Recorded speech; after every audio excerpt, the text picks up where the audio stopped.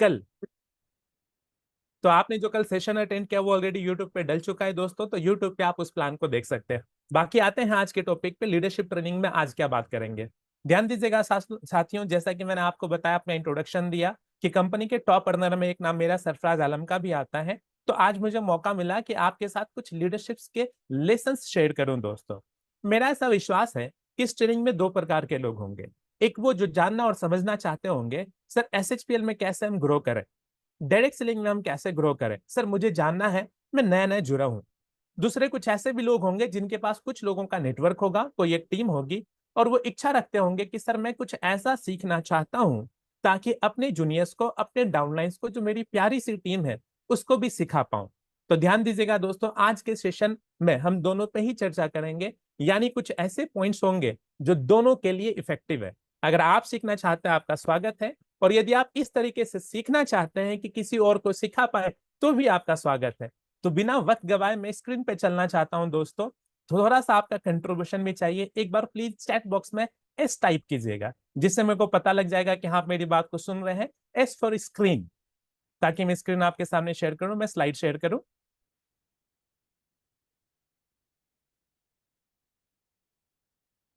चलिए, बहुत बढ़िया। जिन लोगों ने टाइप किया आपका बहुत बहुत शुक्रिया। अंदर की बात है, आप अगर टाइप नहीं करते हैं, मैं स्क्रीन तो भी शेयर करता, लेकिन आपसे टाइप इसलिए करवाया दोस्तों, ताकि आप अपने दिमाग को संदेश भेज पाए, उसको इस मीटिंग में कनेक्ट करवा पाए दोस्तों।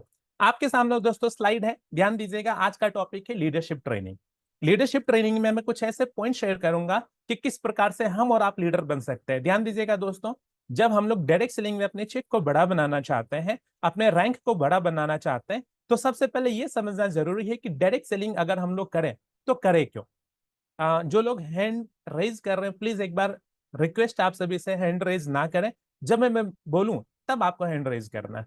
चलिए, तो हम लोग शुरुआत करते हैं कि कैसे डायरेक्ट सेलिंग में हम लोग आगे बढ़ सकते हैं। तो सबसे पहले ये जानिए कि हम और आप जो काम करते हैं, काम करने का मकसद क्या हासिल करना होता है, क्यों करते हैं।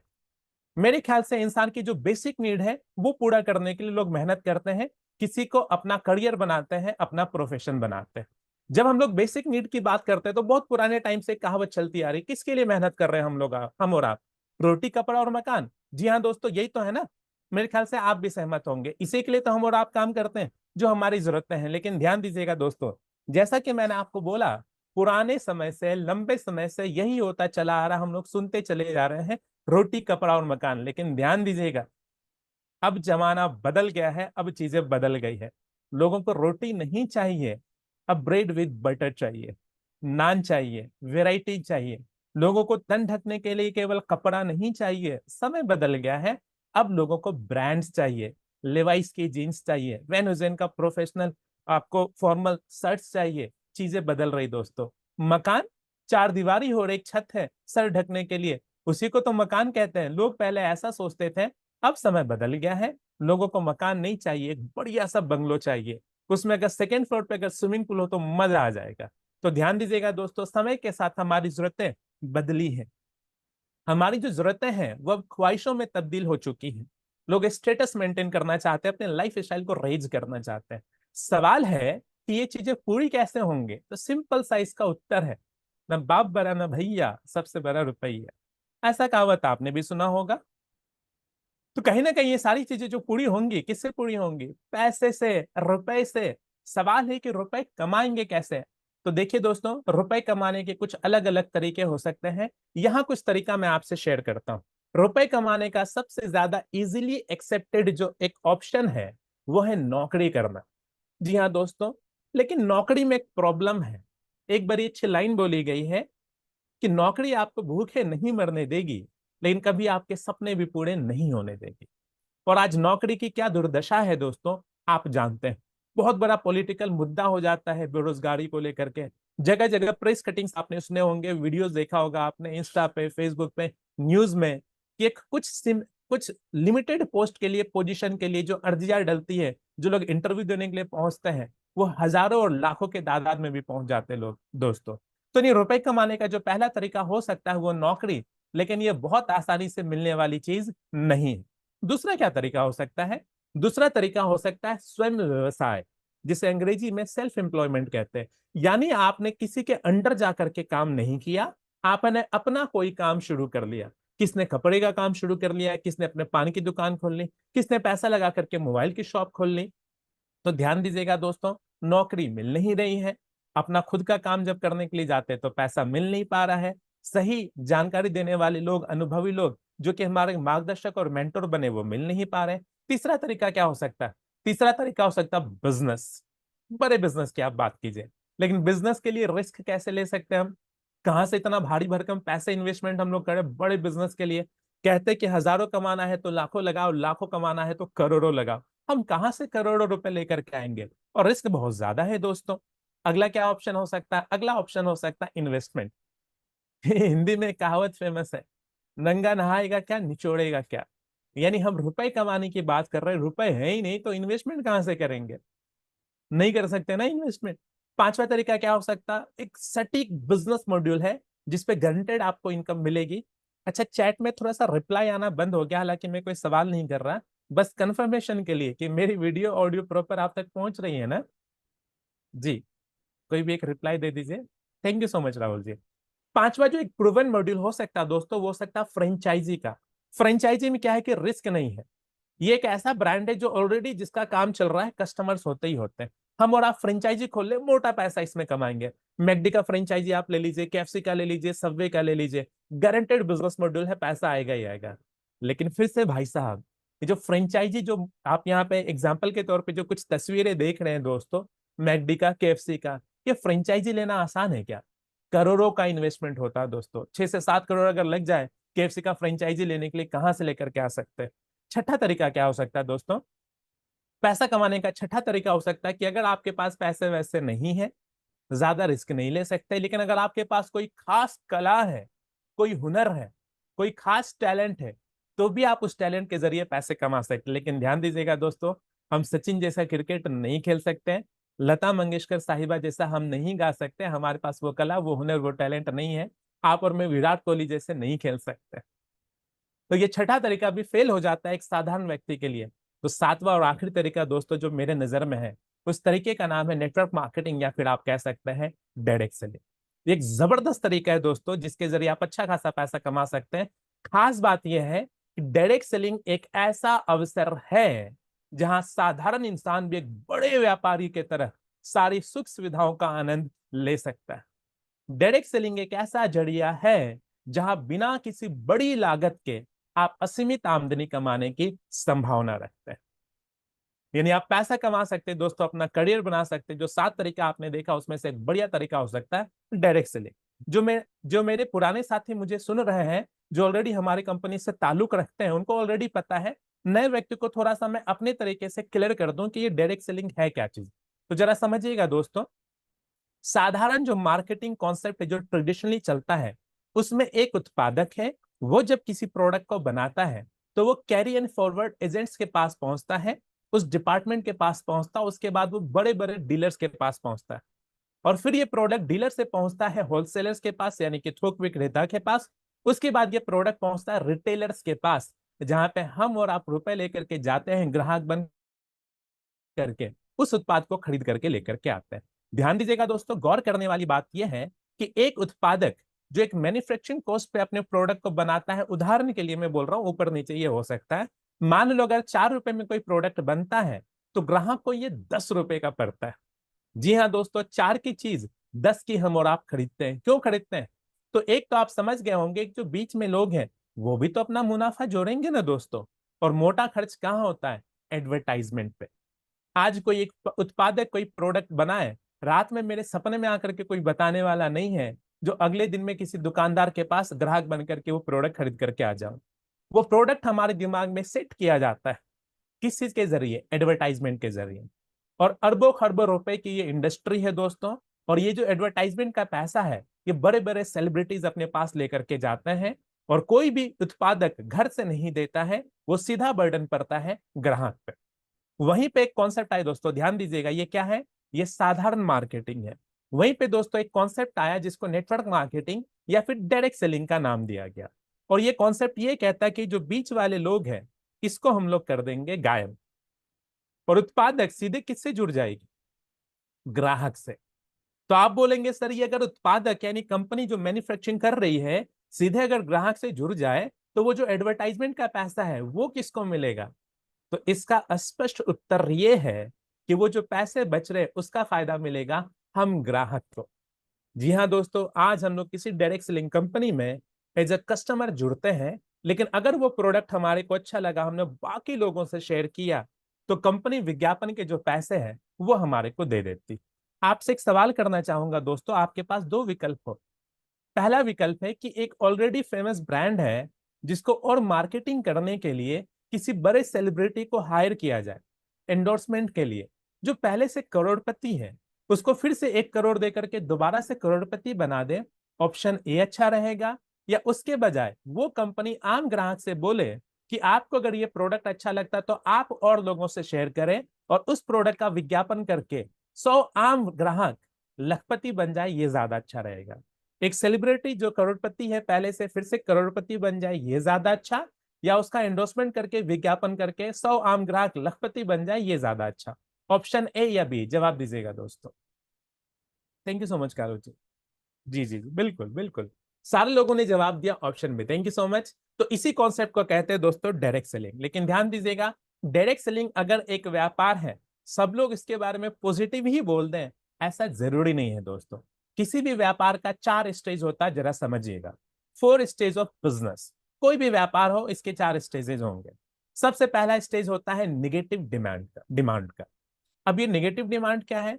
आप में से कुछ लोग होंगे जो कि कॉमर्स के स्टूडेंट होंगे, और मैं बाकी का तो नहीं जानता, लेकिन हाँ, दिल्ली यूनिवर्सिटी का जो सिलेबस है, खुद मैंने वहां से ग्रेजुएशन अपनी कंप्लीट की है, बीकॉम ऑनर्स मैंने डीयू से किया है। तो उसमें एक चैप्टर है जिसमें कि डिमांड पे जब बात किया जाता है तो नेगेटिव डिमांड की परिभाषा बताई जाती है।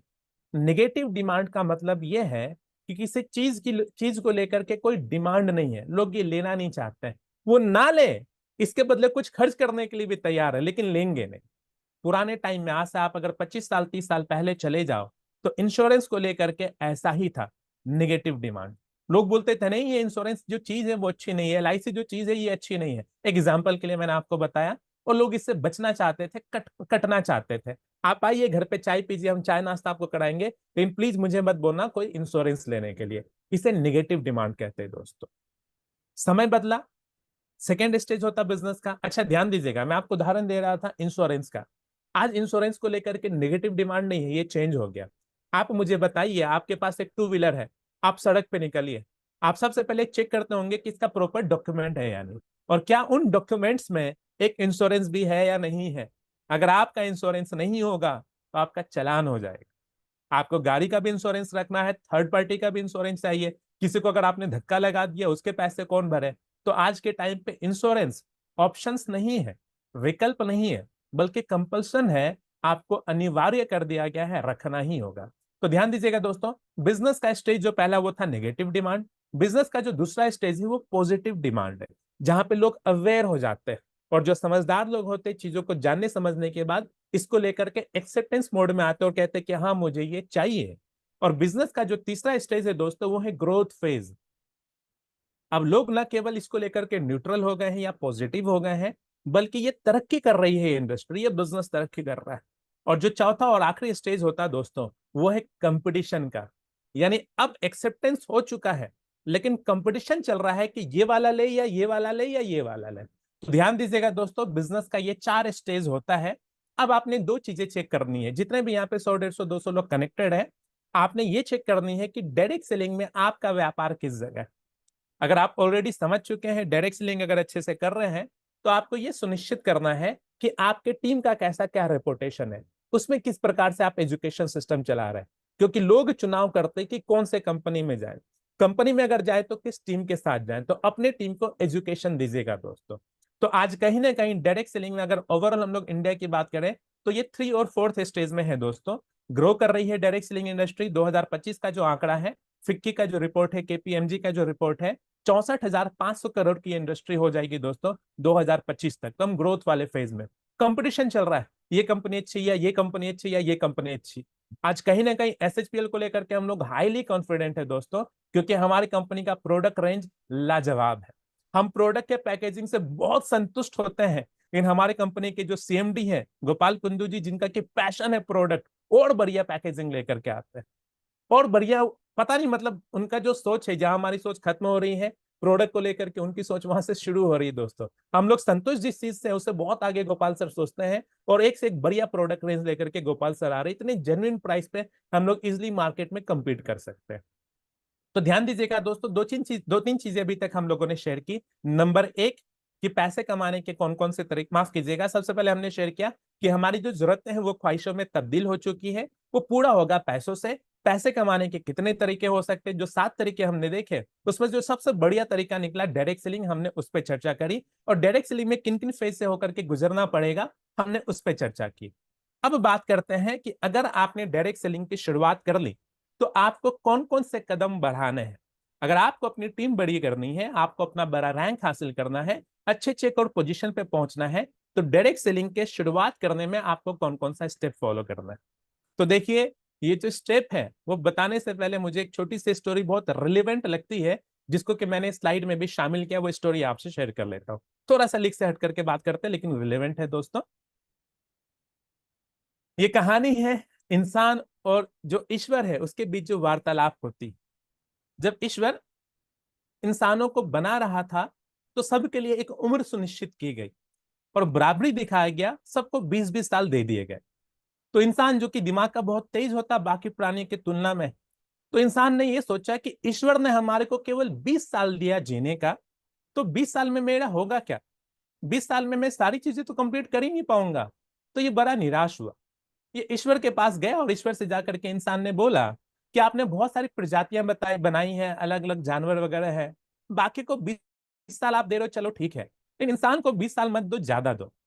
तो ईश्वर ने इंसान की इस बात को सुनकर के ईश्वर मुस्कुराते हैं और वो कहते हैं कि चलो एक काम करो, जो तुम्हारे आसपास जो अलग अलग जानवर देख रहे हैं, जाकर के उनसे बात करो, तुम जाकर के उन्हें कन्विंस करने की कोशिश करो कि क्या वो अपनी उम्र तुम्हारे को दे देंगे।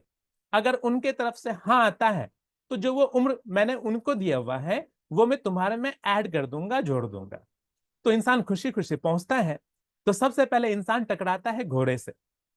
घोड़े के पास जाकर के वो इंसान कहता है कि देख भाई, तू घोड़ा है, भागता रहेगा जिंदगी भर, तेरा बहुत बड़ा लक्ष्य होगा नहीं, इतना भाग करके इतना लंबा जी करके करेगा क्या तू, क्यों ना तू अपनी उम्र मुझे दे दे। तो घोड़ा इंसान की बात में आ जाता और कहता है कि बात तो तुम ठीक कह रहे हो, चलो मैंने अपना उम्र तुम्हारे को दे दिया। तो ध्यान दीजिएगा दोस्तों, थोड़ा रिप्लाई भी कीजिएगा जहां पे आपको जरूरत लगे। पहले इंसान की उम्र थी 20, अब घोड़े ने अपना 20 साल दे दिया, तो इंसान की उम्र अब कितनी हो गई बढ़ करके, 40। Thank you so much Ranita ji. अब घोड़े के बाद इंसान पहुंचता है अगले जानवर के पास। अगला जानवर जिससे ये टकराता है वो जानवर होता है गधा। तो इंसान गधे से कहता है, देख गधा, तेरे ऊपर लोग बोझ डालेंगे, जिंदगी भर बोझ ढुलता रहेगा, तेरे नाम का लोग शायद मजाक भी बनाएंगे, 20 साल जितना जी करके तू करेगा क्या, क्यों ना तू अपनी उम्र मुझे दे दे। गधा भी इंसान की बात में आ जाता है और वो भी अपने 20 साल इंसान को दे देता है। तो पहले था 40, 20 साल और मिल गया तो हो गया 60। चौथा जानवर जिसके पास इंसान पहुंचता है वो चौथा जानवर होता है कुत्ता। कुत्ते को जाकर के इंसान बोलता तो भोगता रहेगा, लोग तेरे को लात मारेंगे, क्या फायदा इतना लंबा जी करके, क्यों ना अपनी उम्र तो मुझे दे दे। कुत्ता भी इंसान के बात में आता, वो भी हाँ कह देता, इंसान की उम्र हो जाती 80। और चौथा और आखिरी जानवर के पास इंसान जो पहुंचता है वो मिलता है उल्लू। तो इंसान उस उल्लू से कहता है कि देख उल्लू, तू दिन भर सोएगा रात में जगेगा, बटन जैसे तेरी आंखें, कोई जीवन का लक्ष्य है नहीं, इतना लंबा जी करके तू करेगा क्या, क्यों ना अपनी 20 साल तू मुझे दे दे। और उल्लू भी इंसान के बात में आता और वो अपना 20 साल इंसान को दे देता है। जी हाँ कालू जी, आपने सही कहा। अब इंसान की उम्र हो गई 100। इंसान जाता है ईश्वर के पास, तो ईश्वर तो सारा माजरा देख ही रहे थे, वो मुस्कुराते और कहते कि चलो तुमने धुरता दिखाई, मैं किसी का उम्र कम नहीं करूंगा, जिनका जो उम्र है उनको तो मिलेगा ही मिलेगा, तुम्हारा उम्र लेकिन आज से 20 साल के बजाय हो गया 100 साल। और अब इंसान 100 साल लेकर के धरती पे आ जाता है। लेकिन ध्यान दीजिएगा दोस्तों, वो जो 100 साल इंसान लेकर के आता है उसमें एक चीज आपको और मुझे समझनी है। जो पहला 20 साल इंसान जीता है वो कौन सा 20 साल है, वो है 20 साल इंसानों वाली, जहां पे अच्छी जिंदगी वो जीता है। पापा होते हैं, मम्मी होते हैं, उनकी देखभाल होती है, वो पढ़ाई करते हैं, परिवार है, अलग अलग लोगों से प्यार मिल रहा है, अच्छी नौकरी ले रहे हैं। ध्यान दीजिएगा, ये जो 20 साल वाली जो सटीक जिंदगी है वो इंसानों वाली जिंदगी है। लेकिन उसके बाद जो अगला 20 साल था वो किसका था, किससे इंसान ने उधार लिया था एक तरीके से, ध्यान है ना, घोड़े का। तो जो अगला 20 साल है वो इंसान कौन सी जिंदगी जी रहा होता, घोड़े वाली जिंदगी जी रहा होता। घोड़े वाली जिंदगी जरा गौर कीजिए, जब इंसान की उम्र 100 साल थी तो 20 साल वो ठीक ठाक जी लेता था, लेकिन जो अगला 20 साल है भाग दौड़ में लगा हुआ है। कभी नौकरी के लिए भाग रहा, कभी इंटरव्यू देने के लिए भाग रहा, कभी इस जगह नौकरी समझ नहीं आई तो दूसरी जगह। जी हाँ संध्या जी, कंपटीशन है अलग अलग तरीके से, भाग दौड़ में इंसान लगा हुआ है। और कहीं ना कहीं वो पैसा कमाने में लगा हुआ, पैसा जोड़ने में लगा हुआ है। और इस प्रकार से वो अपनी 40 साल की जिंदगी गुजार देता है।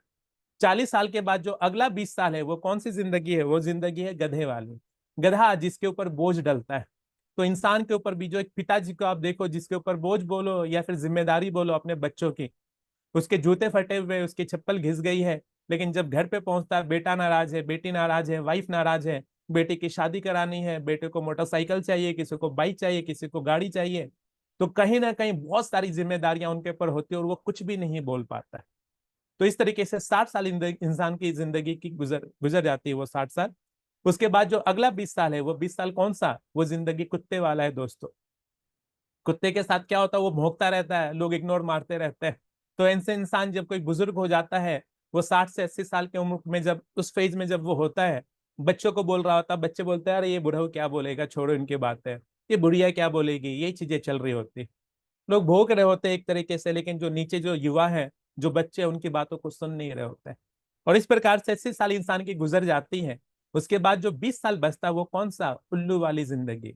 उल्लू के बारे में क्या प्रसिद्ध है कि उल्लू रात में जगता है दिन में सोता है। तो आप देखिएगा जो बड़े बड़े बुजुर्ग हैं, जो एक खाट पे पड़े हुए हैं, रात को नींद नहीं आ रही, वो खांस रहे हैं, दिन में सोने की कोशिश करते हैं, किसी को कुछ भी बोलो कोई फर्क नहीं पड़ता है। और वो जो एक बुजुर्ग व्यक्ति, उसको फिर इंतजार होता है कि कब मेरा वक्त आएगा, मैं ईश्वर के पास पहुंचूंगा। तो देखिए दोस्तों, भले ये कहानी है एक तरीके से बनाई गई है, लेकिन इसके पीछे एक रियलिटी छुपी हुई है। क्या आप सहमत हैं कि अगर 100 साल इंसान की जिंदगी हो तो यही फेज है जिससे कि गुजरना पड़ता है, इंसान का जो लाइफ स्पैन है वो ऐसा ही होता है। आप लोग बहुत अच्छे श्रोता हैं, पूरा साथ दे रहे हैं, लगातार चैट में आप सभी का रिप्लाई आ रहा है। आपका बहुत बहुत शुक्रिया, सेशन को आगे बढ़ा रहे हैं आपके साथ के साथ। तो ध्यान दीजिएगा दोस्तों, डायरेक्ट सेलिंग में जब आप कदम रखते हैं तो आपको भी कुछ फेज से गुजरना पड़ता है, और विश्वास मानिएगा वो कोई अलग फेज नहीं है। डायरेक्ट सेलिंग में भी आपको ये 5 रोल अदा करना पड़ता है। ये 5 रोल कौन सा, वही इंसान वाले।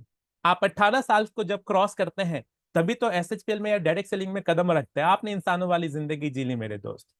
उसके बाद जो अगला है वो कौन सा है, घोड़े वाली जिंदगी। लेकिन ध्यान दीजिएगा, जो कामयाबी 40 साल 45 साल 50 60 साल करके कामयाबी लोगों को आमतौर पे हासिल नहीं होती किसी साधारण नौकरी में, किसी साधारण व्यवसाय में, डायरेक्ट सेलिंग में वो 3 साल 4 साल 5 साल में लोग हासिल कर लेते हैं। लेकिन अगर ये आपको हासिल करना तो एक 100 साल की जिंदगी में जो ये 5 फेज थे, उन 5 फेज से आपको अभी अगले 2-3 सालों में गुजरना पड़ेगा।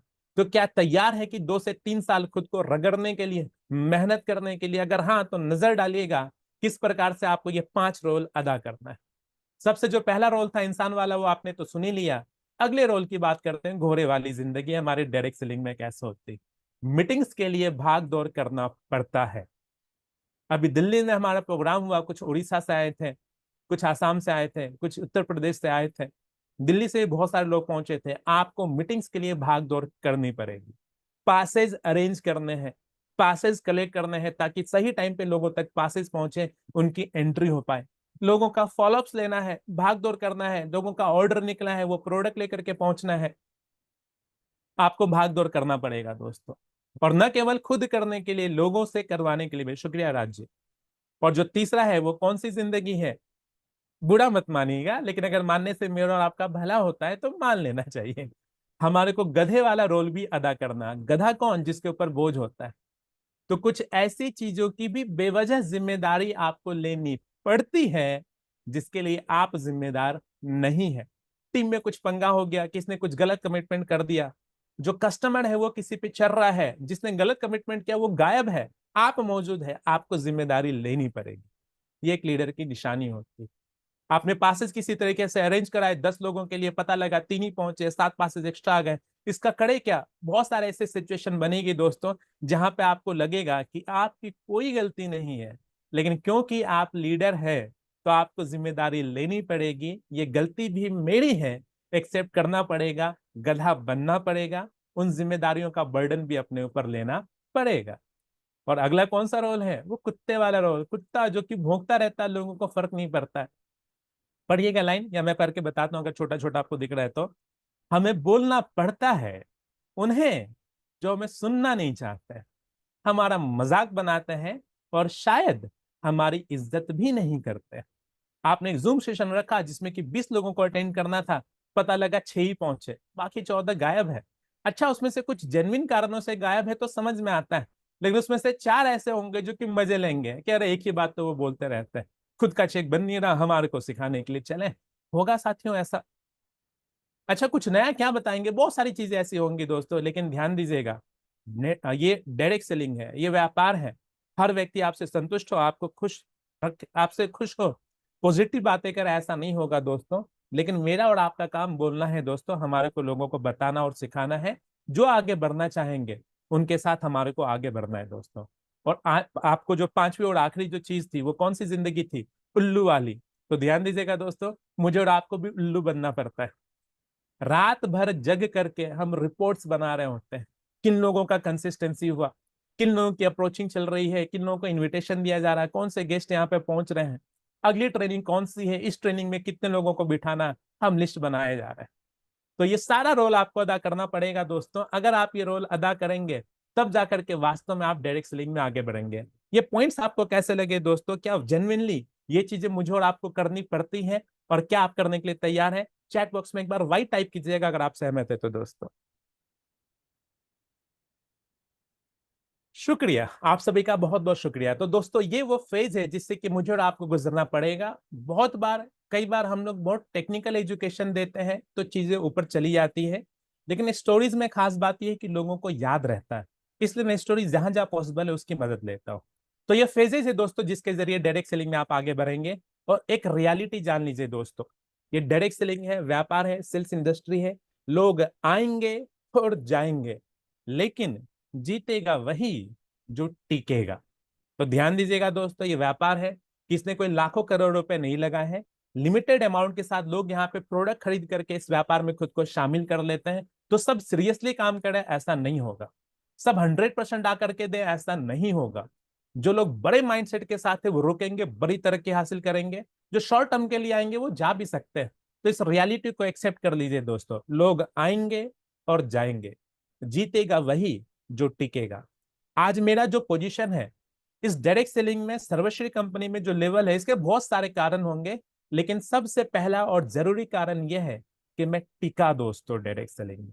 टिका इसलिए आज दिख रहा हूं आप सभी को, और थोड़ा सा मौका मिला है, कुछ सिखाने की कोशिश कर रहा हूं। तो ध्यान दीजिएगा, लोग आएंगे और जाएंगे, जीतेगा वही जो कि टिकेगा। अब डायरेक्ट सेलिंग के स्टेप्स पे हम लोग बात कर लें, जो एक फेज स्टोरी के जरिए आपने सीखा था। अब स्टेप्स क्या क्या है, 7 स्टेप पे हम लोग चर्चा कर लेते हैं। सबसे पहला, pick it and stick it. मतलब मैंने कोशिश की थी कि मैं हिंदी में डालूं, तो कुछ स्लाइड को तो मैं कर पाया, लेकिन समय के अभाव की वजह से कुछ स्लाइड को मैं हिंदी में नहीं कन्वर्ट कर पाया, ट्रांसलेट नहीं कर पाया। पर कोई बात नहीं, मेरे शब्दों पे गौर कीजिएगा दोस्तों। सबसे पहला पॉइंट है कि इस व्यापार में सबसे पहले चुनाव कर लें और चिपक जाए उसके साथ। आप अगर आते हैं कि एक बार करके देखते हैं, हो गया तो ठीक, नहीं तो मेरा गया क्या, इस मकसद से मत आइएगा। सबसे पहले अपने माइंडसेट को बनाइए कि करना है या नहीं करना। अगर करना है तो चुनाव कीजिए एक सही कंपनी का, एक सही टीम का, एक सही एजुकेशन सिस्टम का, और लग जाइए उसके साथ। हर मोमेंट जो कि आप स्पेंड कर रहे हैं बहुत इंपॉर्टेंट है, और जो इन्वेस्टमेंट आपको इसका करना है वो प्रोडक्टिविटी प्रोडक्टिविटी में करना है, प्रोडक्टिव एक्टिविटीज में करना है। अब जैसे बहुत सारे यहाँ पे लोग आकर के बाल की खाल निकालने में लग जाते हैं। मुझे जरा कंपनी का रजिस्ट्रेशन नंबर दिखाओ, चलो एक बार के लिए चलता है। मुझे मैन्युफैक्चरिंग यूनिट दिखाओ, मुझे पिछले 5 साल का 8 साल का टर्नओवर दिखाओ, फलाने लीडर का 6 साल का स्टेटमेंट दिखाओ, 50 चीजें बोलेंगे। तो देखो ये भी थोड़ा सा ज्यादा हो गया। बेसिक जो रिक्वायरमेंट है, आपका हक है, उसके बारे में पता करें। एक बार माइंडसेट बन गया फिर काम में लग जाए। काम छोड़ करके सारा दस्तावेज इकट्ठे करने में अगर आप लग जाएंगे तो एडवोकेट लॉयर बन जाएंगे, शायद कामयाब डायरेक्ट सेलर नहीं बनेंगे। मैं ये नहीं कह रहा कि आप आंख बंद करके भरोसा करें, हमारी कंपनी बहुत जेन्युइन है। वेबसाइट पे A to Z इंफॉर्मेशन है। आप हमारी कंपनी के अबाउट अस वाले लिंक पे क्लिक करेंगे तो हमारे कंपनी के सीए कौन है, CS कौन है, हमारे लीगल एडवाइजर कौन है, A to Z इंफॉर्मेशन आपको मिल जाएगी। हमारा रजिस्ट्रेशन नंबर क्या है, इंपोर्ट एक्सपोर्ट का लाइसेंस, अलग अलग GST नंबर, सब कुछ दिखेगा। मैं बस एक चीज कहना चाहता हूं कि अपना जो समय है एक बार वेरिफिकेशन में स्पेंड करें, उसके बाद लग जाइए। जीवन भर अगर इसी वेरिफिकेशन में लगेंगे फिर हम लोग व्यापार को आगे नहीं बढ़ा पाएंगे। अगला पॉइंट है कि अपने वाई को जानिए। सरफराज आलम ने क्या अचीवमेंट ली, संजीव जी ने क्या अचीवमेंट हासिल किया, शालू ठाकुर सर ने क्या अचीवमेंट हासिल किया, बॉबी सर ने क्या अचीवमेंट हासिल करी है, उमेश सर ने क्या अचीवमेंट हासिल करी है, वीरेश यादव जी ने क्या अचीवमेंट हासिल की है।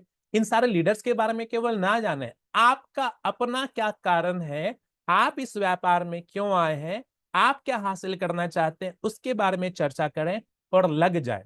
और उन कारणों को अपने डायरी पे लिख लीजिए दोस्तों, ताकि जब भी सुबह आपकी नींद खुले आप डायरी हाथ में ले तो आपको पता हो कि आप इस व्यापार को क्यों कर रहे हैं। और उसके बाद अपना गोल निर्धारित करें कि आपको इस व्यापार में कहां तक पहुंचना है। वो आमदनी कौन सी जो कि आप हासिल करना चाहते हैं, वो गाड़ी कौन सी जो कि आप हासिल करना चाहते हैं, वो सोशल एक्टिविटीज क्या है जिसको लेकर के आप एक्साइटेड हो जाते हैं और समाज के लिए वो चीजें आप करना चाहते हैं। बहुत सारे ऐसे लोग हैं जो कि बर्थडे सेलिब्रेट करने के लिए हो सकता है किसी जगह पहुंचे, केक वगैरह काट लिया, लेकिन कुछ ऐसे भी लोग हैं जो अपने बर्थडे के दिन जाकर के ब्लड डोनेट करते हैं।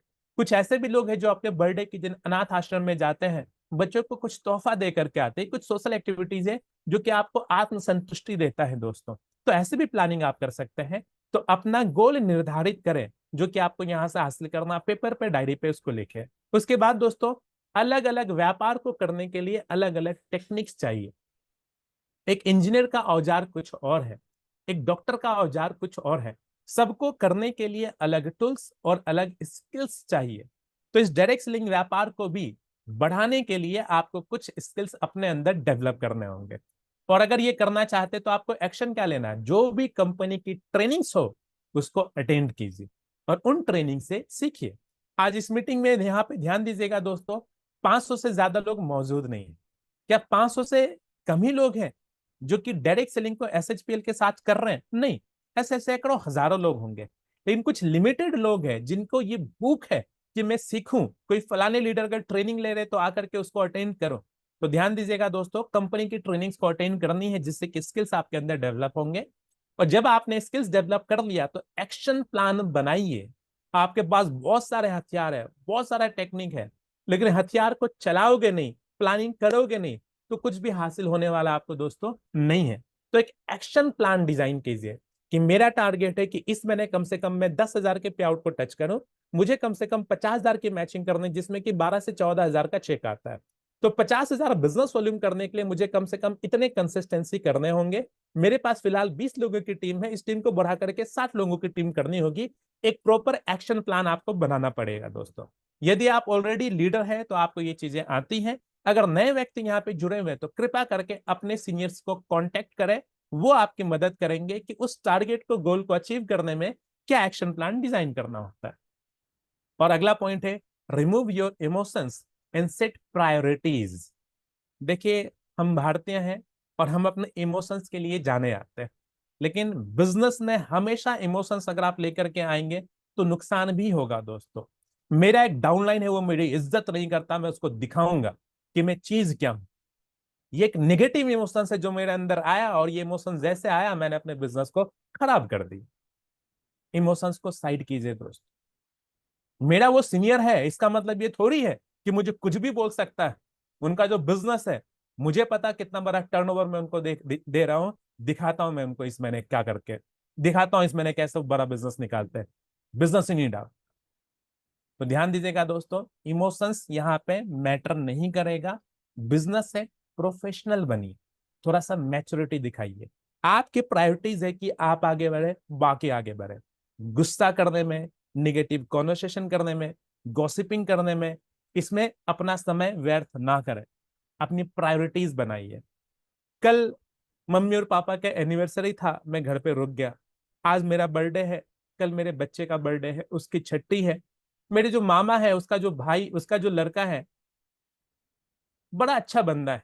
मेरी शादी में उसने बहुत मेहनत की। मैं सोच रहा हूँ कि इस बार उसके शादी में 7 दिन पहले घर पे चला जाऊं और जाकर के खातिरदारी में लग जाऊंगा। ध्यान दीजिए, इमोशंस अगर लेकर के आएंगे दिक्कत होगी। मैं ये नहीं कह रहा कि मुझे और आपको पत्थर दिल बनना है, थोड़ा सा मैच्योर बनिए, अपना समय सही जगह लगाइए, अपनी प्राथमिकता तय कीजिए, चीजों को मैनेज करना सीखिए।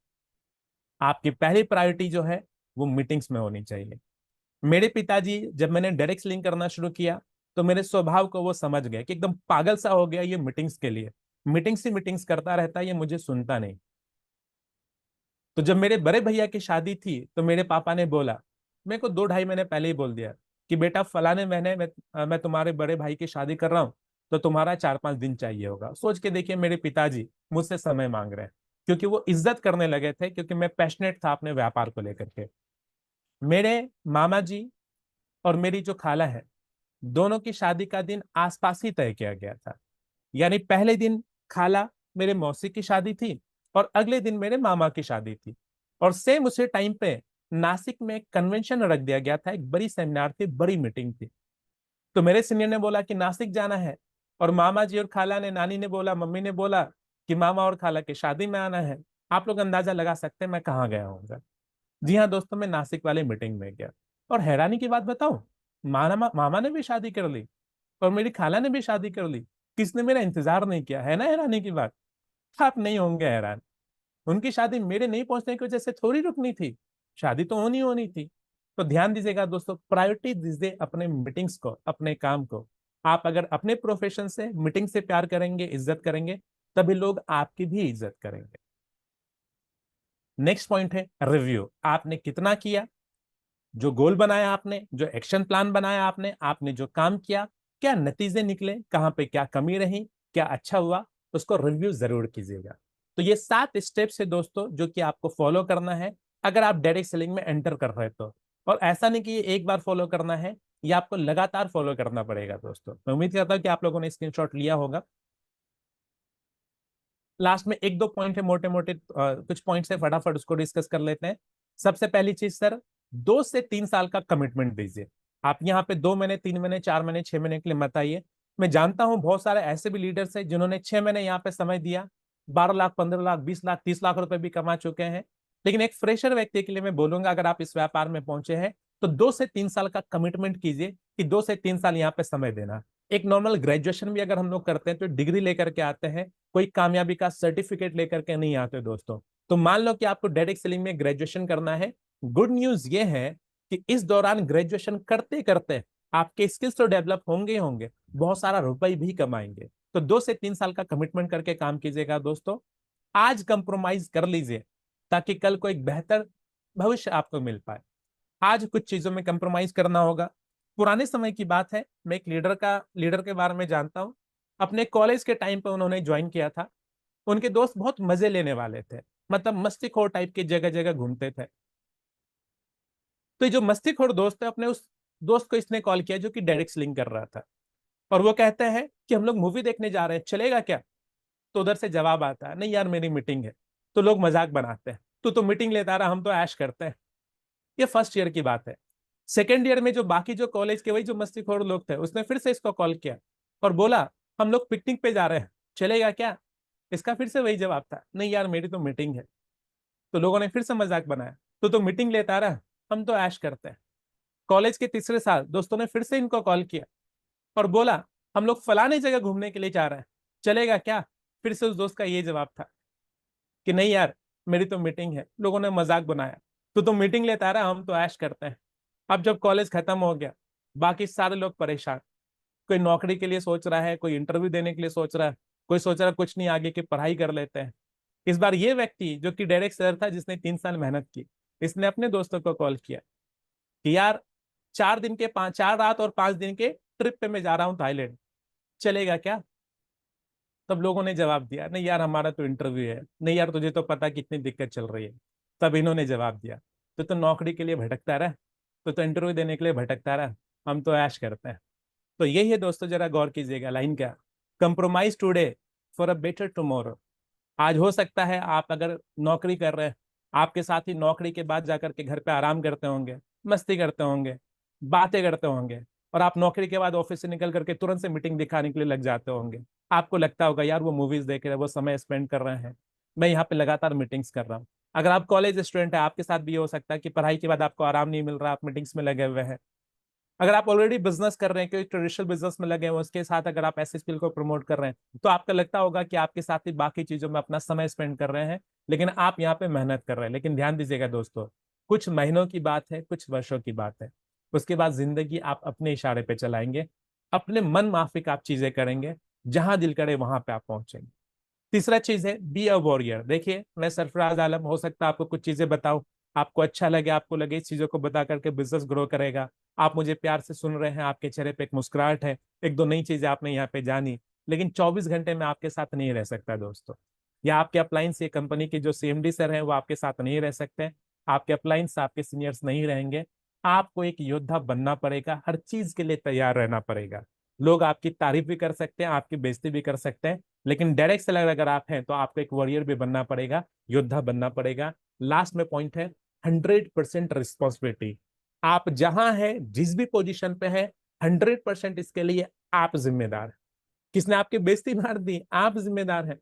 आप बहुत अच्छे पोजीशन पे पहुंच गए हैं, आप जिम्मेदार हैं। आपको रिस्पॉन्सिबिलिटी लेनी पड़ेगी। आपको ये मानना पड़ेगा कि इसके लिए मैं जिम्मेदार हूं। लीडर रिस्पॉन्सिबिलिटी लेता है, किसी को ब्लेम नहीं करता है दोस्तों। एक बुक है जैक कैनफील्ड की, सक्सेस प्रिंसिपल्स, जिसमें कि 25 पॉइंट शेयर किए गए हैं। उसमें जो सबसे पहला और इंपॉर्टेंट पॉइंट रखा गया है, उस पॉइंट का यही नाम है, बी 100% रिस्पॉन्सिबल।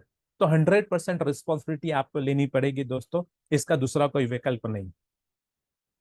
लास्ट में है माई टीम एटीट्यूड, जो 5 पॉइंट आपसे शेयर करने थे इस वाले स्लाइड में।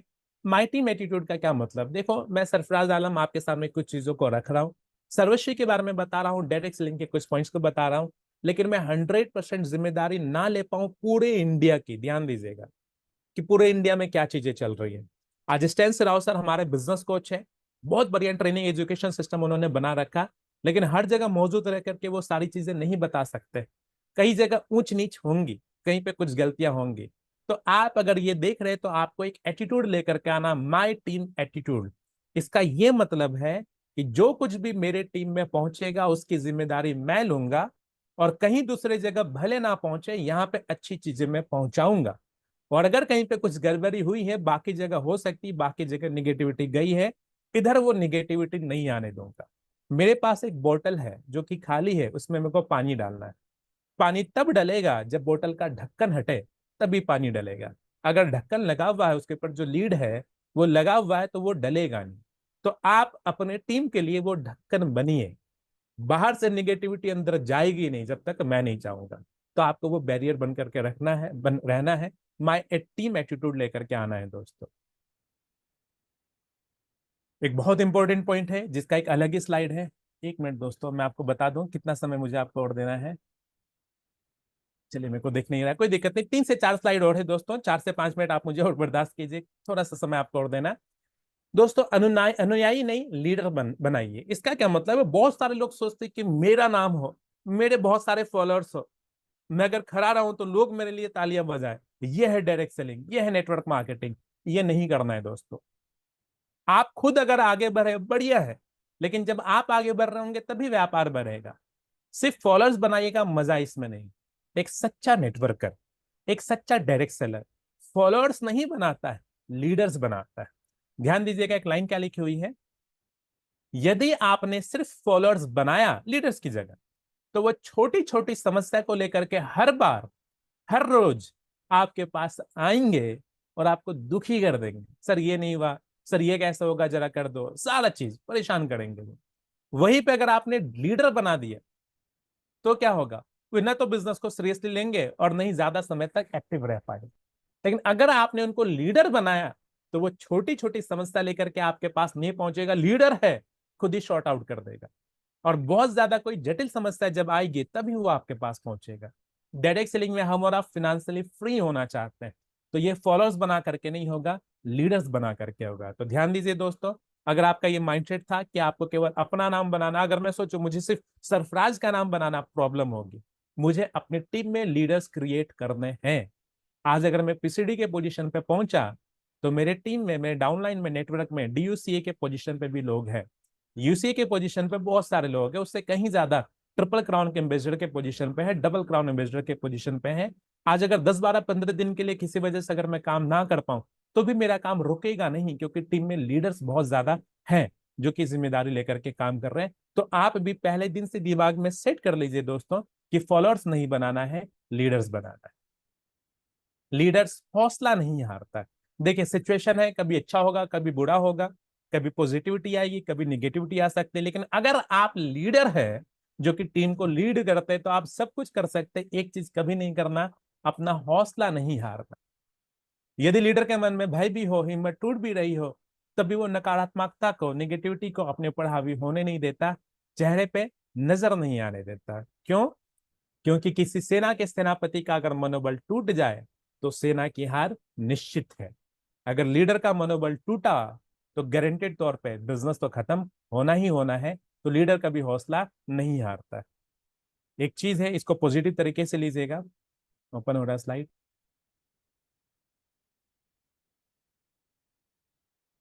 हाँ जी, गलत को गलत, सही को सही बोलिए। अगर आप चाहते कि आपके लीडर का आपका विश्वास पे जमे, कभी भी चीजों को मैनिपुलेट मत कीजिए। अगर आप चीजों को मैनिपुलेट मैनिपुलेट करेंगे, हो सकता है सामने वाला आपको कुछ ना बोले, लेकिन वो अंदर ही अंदर आपको परख लेगा, समझ लेगा कि ये बंदा जिसको मैं अपना मेंटर मानता हूँ, जिसको मैं अपना सीनियर मानता हूँ, ये चीजों को मैनिपुलेट कर रहा। तो ईमानदारी बरतिए, गलत को गलत, सही को सही बताइए। लीडर की जिम्मेदारी है कि वो अपनी टीम के हित में कड़वे निर्णय ले। हो सकता है किसी को, हो सकता है कि किसी को या किसी को सही लगे, किसी को बुरा लगे, लेकिन लीडर दृढ़ रहे, क्योंकि अंत में परिणाम की पूरी जिम्मेदारी लीडर की ही होती है। जैसे मान के चलो, अगर आपके पास एक नेटवर्क, एक बिजनेस है जिसमें कि 12-13 है जो कि आपके कोर मेंबर है। एक कोर मेंबर ने कुछ अगर गलती की, अगर आपने उस पर पर्दा डालने की कोशिश की, तो एक लीडर को बचाने के चक्कर में 11 लोगों का आपने विश्वास तोड़ दिया। बजाय इसके कि आप एक्सेप्ट कीजिए कि उसने गलती की है, उस व्यक्ति को बताएं और बाकी लोगों को बोले कि इसकी जिम्मेदारी मैं लेता हूं कि इस गलती को सुधारूंगा, या इस गलती से जो नुकसान हुआ उसकी भरपाई होगी, तो आप कहीं ना कहीं लोगों का विश्वास जीतेंगे। तो मैनिपुलेट नहीं करना है दोस्तों, गलत को गलत, सही को सही बोलिए। और कई बार थोड़ा सा बुरा बन सकते हैं किसी की नजर में, लेकिन थोड़ा बुरा बन करके अगर किसी का लंबे समय तक भला हो तो कर लेना चाहिए। ये आखिरी स्लाइड है दोस्तों। हमें करना क्या है? लक्ष्य पर ध्यान केंद्रित कीजिए, जो आपने गोल सेट किए हैं, और लगातार उसके लिए प्रयास कीजिए। 3 चीजें आपने करनी है। नॉलेज बढ़ाइए, बढ़ाएंगे कैसे? हर ट्रेनिंग्स को अटेंड करें, अपनी नॉलेज को बढ़ाइए। दूसरा, कैलकुलेटिव होइए, कितना करेंगे और कितना मिलेगा ये आपको अच्छे से पता होना चाहिए, तो बिजनेस प्लान को अच्छे से समझिए। और लास्ट पॉइंट है कनेक्टिविटी। अपने टीम मेंबर्स के साथ कनेक्टिविटी बनाइए, कम्युनिकेशन गैप नहीं आने देना है, लगातार उनके टच में बने रहिए, कैसे क्या चल रहा है ये पता होना चाहिए। तो यही वो आखिरी स्लाइड थी। बाकी दोस्तों, आप सभी व्हाट्सएप को यूज करते होंगे और व्हाट्सएप के जरिए आप तक ये मीटिंग पहुंची होगी। ये किसी और ट्रेनिंग का हिस्सा है, मुझे इंपॉर्टेंट लगा, इसलिए एक स्लाइड मैंने यहाँ पे ऐड किया है। ये मैं अपना अनुभव शेयर कर रहा हूँ। आप मुझसे ज्यादा अपने सीनियर अपलाइन की बात सुनिएगा दोस्तों। मैं अपना अनुभव आपसे साझा कर रहा हूँ। अगर आप व्हाट्सएप ग्रुप बना रखे हैं तो इन पॉइंट्स का ध्यान रखिएगा। नंबर 1, जितने ग्रुप से काम चल जाए उतना ही कम ग्रुप बनाइए। बहुत ज्यादा ग्रुप मत बनाइए, आपका समय ज्यादा खराब होगा और लोगों के अंदर उस मैसेज को लेकर के, ग्रुप को लेकर के जो इंपॉर्टेंस, ग्रेविटी, अप्रहेंस रेट है, वो भी खराब होगा। लिमिटेड ग्रुप बनाइए, जितने ग्रुप से काम चल जाए उतना ही बनाएगा। ग्रुप बनाने का असली मकसद क्या है उसको जानिए। अगर ग्रुप बनाने का मकसद केवल इंफॉर्मेशन पास करने का है तो कुछ लोग ही एडमिन होने चाहिए।